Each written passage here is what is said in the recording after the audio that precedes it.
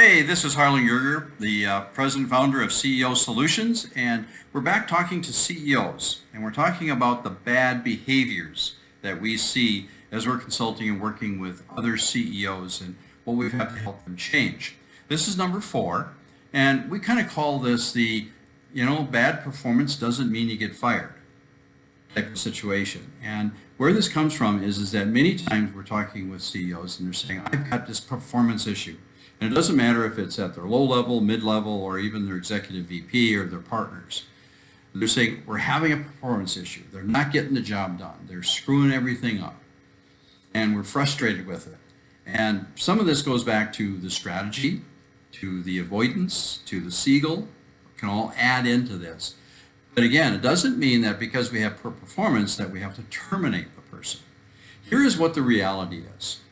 And it's if we stop long enough and we really think about how are we leading and managing and what kind of tools are we leading and managing with, might be the answer. We might find the answer. So when I run into performance issues, one of the first things I always ask is, okay, I'm going to go talk to this person that's having performance issues. I'm going to ask them, what is their job?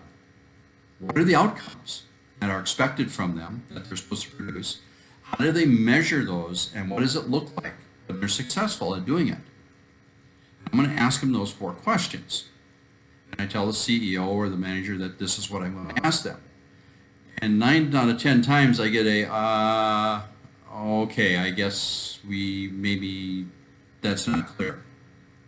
Okay, first thing, clarity and focus are needed for high performance. Just because I can run really fast doesn't mean I win the race if I'm running in the wrong direction. So what is the clarity and the focus that I have? So again, think about this. How do we communicate what we expect out of others? Is it clear? Do we have able to paint a picture of what success looks like? And I guarantee you, I ask this question a lot when I'm working with executives and executive teams.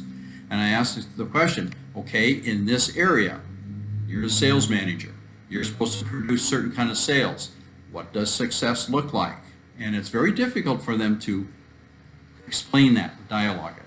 But we work through it until we have some specifics. Now we can go to that sales manager who's supposed to perform and say, okay, how can you do this? And now they can come up with a plan of action. And now if there's poor performance, we know at least that it's not because they don't know what they should be doing. It's rather they may not have the capacity or capability. They might possibly be the wrong person. Here's what we continually find out. Once we help that performer get good clarity, good measurements, understanding where they're supposed to focus and go, 8 to 9 times out of 10, they turn into good players, if not all-stars. Again, it's focus that's needed. So as a leader and as a CEO, are you demonstrating and are you insisting from your managers that there be focus, there be clarity on what the objectives and the outcomes should be, what success looks like for each of their people, and how do they get measured? Then get out of the way, because you're going to have a high production, high profile performance, and high profit type of organization.